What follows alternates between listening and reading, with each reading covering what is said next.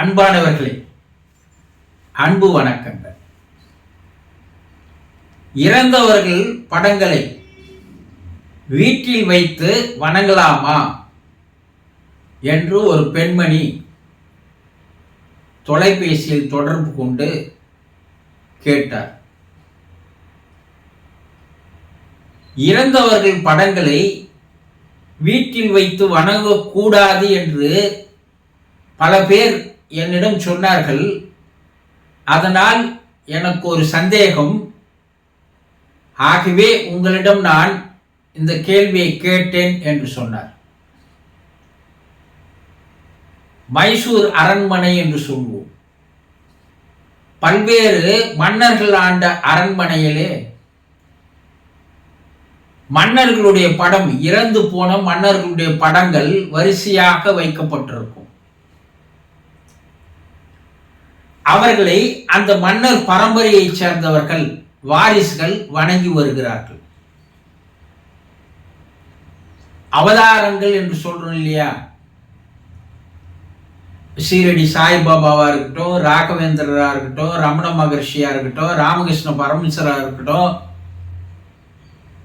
இவர்கள் எல்லாம் பூமியில் மனிதர்களாக நம்மை போல் பிறந்தவர்கள் தான்.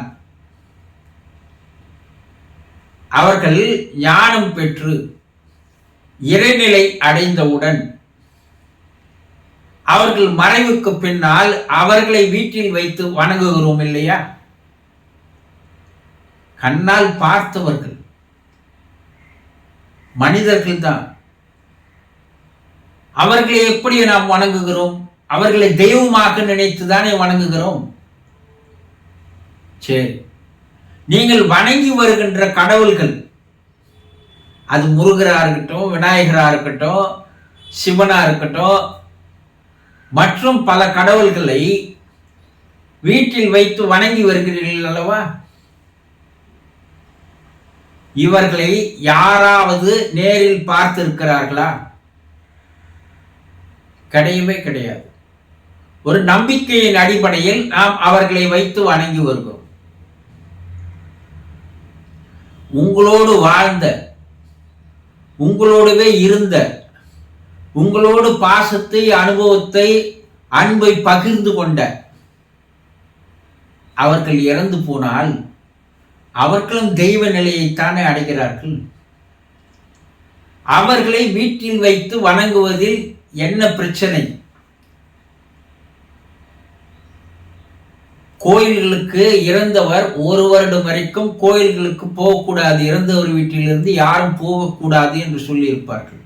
இதை அடைப்பு என்று சொல்வார்கள், வேறு ஏதேதோ பேரை வைத்து அழைப்பார்கள்.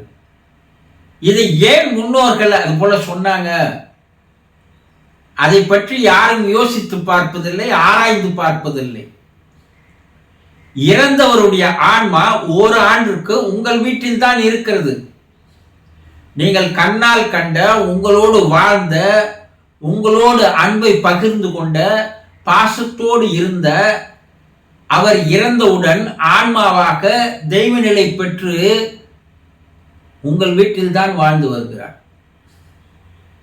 அவரைத்தான் நீங்கள் முதலில் வணங்க வேண்டுமே தவிர, ஆலயங்களுக்கு வந்து இறைவனை வணங்குவதை அவர் இருக்கின்ற வரை தவிர்த்து விடுங்கள்.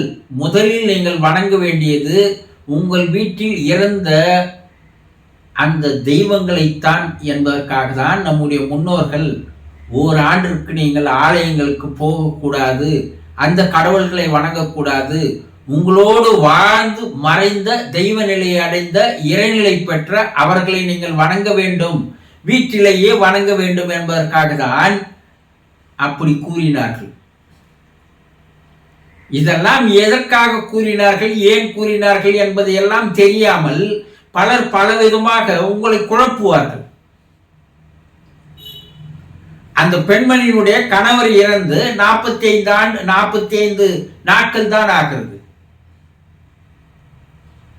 அவர் வணங்கி வருகிறார். பாசத்தோடு இருந்தவர், அன்பை பரிமாறிக்கொண்டவர், இருவர் மனங்களும் ஒருவர் புரிந்து கொண்டவர், இரண்டு உடலாக இருந்தாலும் ஓர் உயிராக வாழ்ந்தவர்கள். அப்படிப்பட்டவர்களை மறந்து விட முடியுமா?